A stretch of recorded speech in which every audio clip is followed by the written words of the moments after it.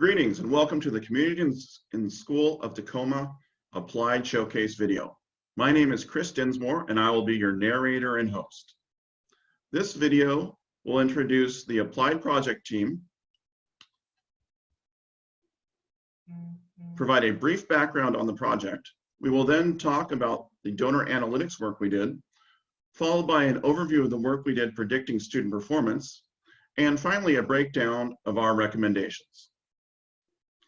The consultant team consisted of myself, Chris Dinsmore, Sejun Ma, Jayashilpa Guramakonda, and Miles Klingenberg. A big thanks to the folks at CIS Tacoma who are amazing partners throughout our program. We are very fortunate to be supported by the amazing folks at the UW-Tacoma Center for Business Analytics, headed by Haluk Demirkin, PhD, Program Director, Michael Helser, PhD, Center Manager, Ellen Hermanson, Program Advisor, and Merv Kayan Surder, Technologist. We are here today thanks to the Masters of Science in Business Analytics program at the University of Washington, Tacoma. A 12-month work-compatible STEM-based program prepares students to work in the data-driven digital era. This interdisciplinary MSBA is designed for professionals and college students who want to sharpen their critical thinking, problem-solving, creativity, and data analytical decision-making, digital technology enablement, and project and process management skills. High school dropouts don't just affect the students themselves. Dropout rates are directly linked to the strength of the overall economy. In fact, we can see on the lower left-hand corner, increasing the Tacoma School District's graduation rate by 7% would have a massive impact on the economy as a whole. CIS of Tacoma is a dropout prevention organization established in 2001 to help students achieve their high school diplomas and stay in school. CIS focuses on three major areas: academics, attendance, and behavior, as these have shown to be the areas which affect high school graduation the greatest. As a project team, we looked at using business analytics to address three major areas: student academic performance, donor participation and retention, and volunteer retention and efficacy.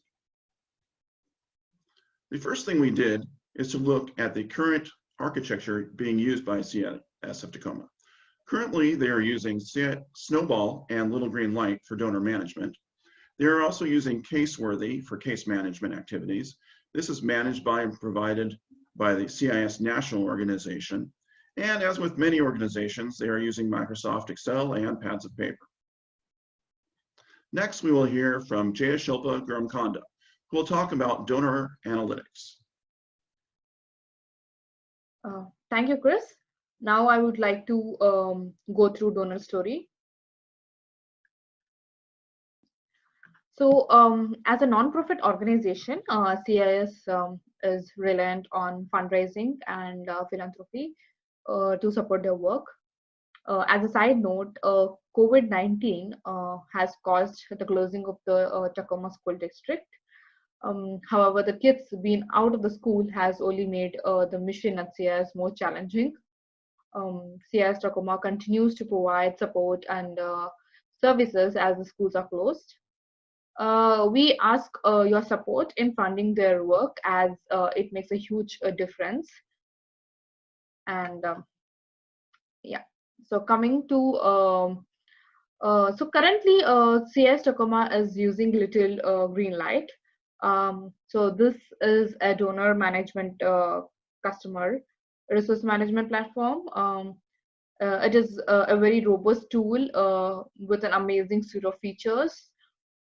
It is very complex and full utilization would take quite a bit of advanced training by the CIS staff, and all of these features come at an ongoing cost. So coming to the donor dashboards, so we were able to take the funding data of CIS Tacoma, which was collected by the staff over there using Little Green Light, and import into Power BI.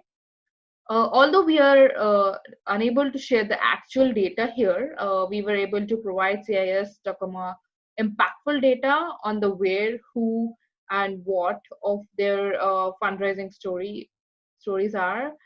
So we believe there are many opportunities for CIS Tacoma to use the valuable insights provided by descriptive analytics to better communicate their message and increase the funding levels.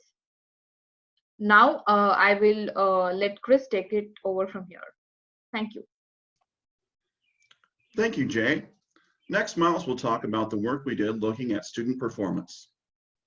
As mentioned, the scope of our project changed. We're now looking at student performance.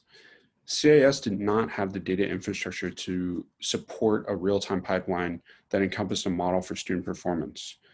So in order to offer them a solution that had them change the way in which they both gather data as well as their data infrastructure, we had to make sure that we had a robust and accurate model. And we did this by taking sample data that would be similar to the way in which they could start collecting their data. It included attributes that CIS would be able to gather with small changes to the way in which they're gathering data. This data contained variables on students from 14 to 18 in Portugal for an entire calendar year on subjects pertaining to math and Portuguese. So this was a classification problem. And we did our data exploration as well as our model assessment and fit. And then we built a pipeline in Python with our recreated best model. We did this because Python is more productionable as well as it is more robust in a pipeline. So from our SQL data warehouse, we wrote some Python script that recreated the best model from our data exploration and model fit in R. And then the scored results were written back to SQL and then visualized in Power BI. And now I'll have Sajween talk about the actual model. Thanks, Miles. So here is our data modeling part. As Miles just mentioned, we use a sample data set which has 30 independent variables and around 300 observations. After trying different algorithms, the logistic regression model has the best performance in identifying students who are at the risk of underperformed. Among the 30 independent variables, age, failures, activities, school support, and absences are significant. To evaluate our model, we use two evaluation matrices. The first one is confusion matrix, and the accuracy and the recall are both around 78%, which means in our test dataset, among the 33 at-risk students, we can successfully identify 25 of them. The second way is ROC curve, and the AUC number we get is 70%, which is considered acceptable but not excellent. Given the size of our sample dataset, this number is not a surprise. But since we have built a production pipeline and a data collection tool, more students' data will be fed into this pipeline. So our model is expected to be improved greatly with new student data. Next, I will pass to Chris. Thank you, Jejun. Indeed, as with all data models, the better the data quality, the better the results. We believe with additional data collection, the accuracy of the model will increase dramatically. During our first meeting with CIS, they brought up two clear opportunities for CIS of Tacoma. They were in the areas of data collection and descriptive analytics. As we began looking for solutions to capitalize on these opportunities, we kept in mind three requirements. The new solution needed to have a mobile platform. There needed to be low technical upkeep. And because this is student data, we needed to ensure we recommended a secure and reliable platform. This brought us to the Microsoft Power Platform and Dynamics 365 and their nonprofit and education accelerators. The Dynamics 365 accelerators combine several of Microsoft's powerful products into a single cohesive platform. Amazing technology with the advantage of being built on top of users' existing 365 accounts. This means low ongoing costs and the ability to use existing user administrative structures. In this conceptual diagram, we can see the full power of Dynamics 365 would allow CIS of Tacoma to manage many aspects of their organization on a single platform. This consistency of platform is a big benefit to an organization, as familiarity is important in user adoption.